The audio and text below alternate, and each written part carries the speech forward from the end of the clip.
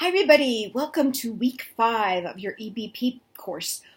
We're halfway through the course and you're surviving. Great. I know some of you really struggled this past week with trying to really refine that PICO question and your evidence, but I'm very proud of everybody. You're doing a great job. So, we've reached the halfway point. Thanks for getting in section D of your EBP proposal.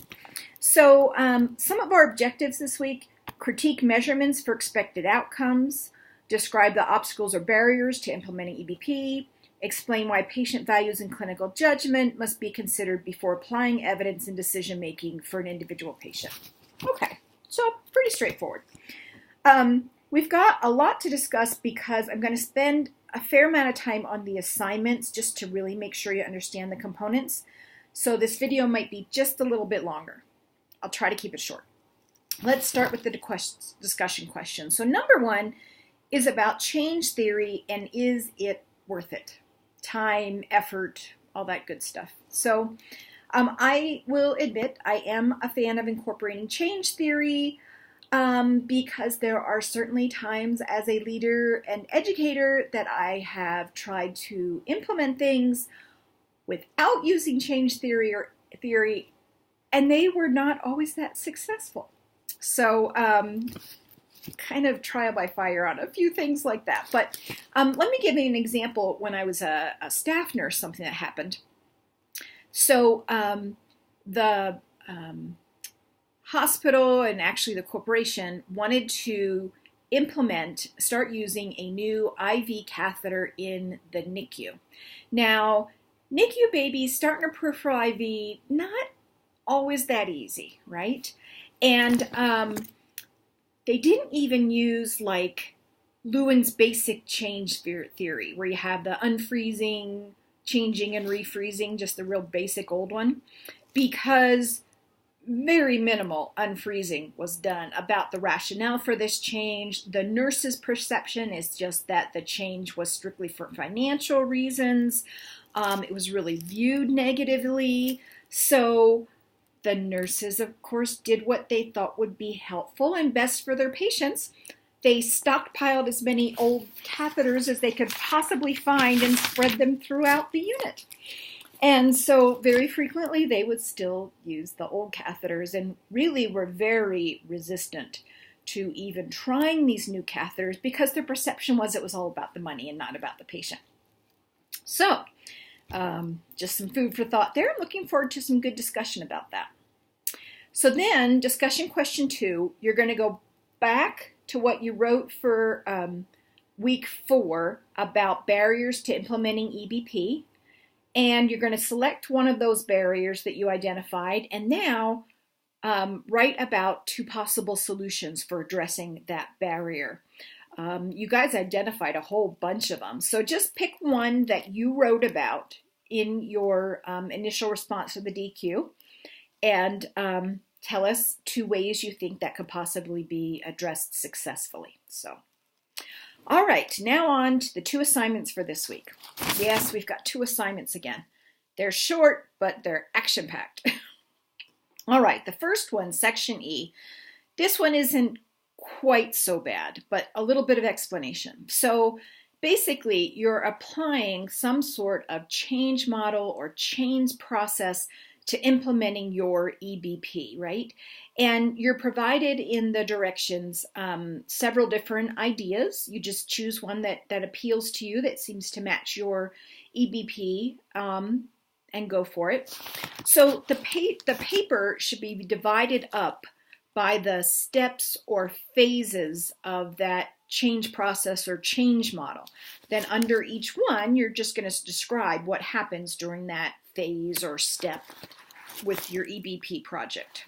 Okay, so then it also talks about a conceptual model. Now, this won't be turned in until your final proposal, right? You're just going to talk about your pieces, your conceptual model. But some of my students have really struggled with actually making the conceptual model And so I wanted to share a few examples that weren't too complicated. So here is a basic one, and to be honest, I'm not sure if you're going to see this right way or if it's going to be flipped. But this is a model that has input, environment, and outcome. Your input is your independent variable. It takes place within the environment. Your outcome is the dependent variable. So it's a fairly simple conceptual model. Here's one that talks about what it takes to develop a successful model. Quality and attitudes, common goals, workplace conditions. If all these come together, you have a successful model. If only two come together, the problems. Here's one that has an education professional, and it talks about needing to have skills, the disposition, lifelong learning, and knowledge. And then these are different things like collaborating, advocating, valuing, engaging, that make up that. So your conceptual model, you just need one. It doesn't need to be fancy. You just need to show me essentially the process about implementing this change. That's what the model really needs to be about. So just Google, examples of professional models, particularly nursing conceptual models, get some ideas of different kinds, and then plug in your components. So it's not going to be a heavily graded area, okay? All right. Now, the one that's a little more complex is section F, your implementation plan. So it's a short paper, but has an awful lot of components. Basically, you're taking that little implementation section from your last paper that you just turned in and expanding on it, okay? So as usual, this is a narrative, right? Specific tools or forms that are discussed, there'll be appendices to your final proposal. You won't include them this week, just like all the rest of the things we've been doing. So let's look at the different parts. And not everyone will use maybe every single part depending on what you're doing, okay? Okay, number one, setting. So everyone needs to describe your specific setting. So maybe before you mentioned the organization, now drill down. Okay, the organization and what specific unit or place or group of individuals, get a little more specific about that setting. And with whom will the EBP be implemented? Is it patients? And if so, how will this EBP be provided to the patients? Is it something so different that you'll think you'll need a consent form or some type of approval form to use with the patients? Now, if that's the case, then that form will go with your final proposal. But tell me whether or not you think you need one. And if you think you need one, talk about that in the paper. All right, number two, the time needed. And this is from the time you submit the proposal through analyzing the outcomes to see if you got the same results as they did in all the evidence that you supplied. So that whole time period. How long is it going to take? About how long per step or phase? So you'll discuss this in your paper, and then you'll actually have a timeline. You can use whatever type of timeline you want. That'll be an appendix to your paper. And don't put like April, May, June. Put like what's going to happen after 1 month, 2 months, 3 months, so that it can be implemented any time of the year. All right. Number three, okay, you're going to be thinking through all of your steps and discuss the resources needed to implement the EBP and any changes that need to occur. Okay, so maybe this is a product, maybe you need people's time to work on things or attend an education section. So maybe you'll need to get a room booked. I mean, whatever it's going to take, really think through how you're going to roll this out and what resources you're going to need and what actual change do you need to have occur. Okay. Resource list goes with your final proposal, the appendix list. All right, methods and instruments. So this is where you're going to describe what you're going to use to actually track the outcome data that you're going to use to evaluate whether you got their same results as in the evidence, okay? So maybe you'll need to create some type of form or tool, or maybe one already exists and you'll need to tell me what that is like and where that exists and how you're going to access that, okay? If you do need to develop like a new tracking form or something like that, tell me about it, but it'll be attached to the final proposal. All right, number 5, process for delivering the EBP and training. So how are people going to know what to do? How are they going to know what this new thing is? How are you going to get that information out and get rolling?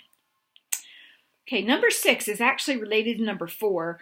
What is now the process for data collection? You told me about the form or the instrument, but now who's going to actually like count and collect the data, and how's that going to take place? And if that's already something that's done in your institution, I think one of you is looking at falls or something, just describe that process that's already in place.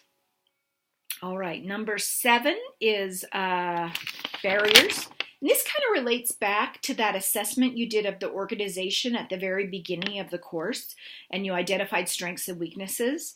So tell me about the barriers you've identified, and maybe there's more. Maybe cost or time or whatever. Tell me about the barriers and how you think you're going to address those to have this EBP implementation be successful. Number 8 is costs. Now, I need you to be realistic about this. You're going to describe the costs that are going to be incurred and why you need to incur that cost. In the final proposal, you'll actually do a budget where you'll list the different categories of expenditures and your price estimate and the dollar amounts. So you're going to be writing about this. What type of costs are you going to be incurring and why are you going to need to spend that? Okay. Number 9, finally, once this EBP is actually implemented, how will you prevent the people at this facility from going back to their old ways? How will you make it stick? What will you do to ensure that? Because that's a big part of it. If we've gone through all this trouble, you can see now what it really takes to implement an EBP. You want it to stick. Okay, so last few things. With only 750 words, you have an average of about 83 words per section. That's basically a medium-sized paragraph per section. Please stick to the word limit. Just tell me what it is. Don't be flowery. Don't give me tons of details. Just tell me what it is. You also need to use references to back up the claims that you're making in this paper.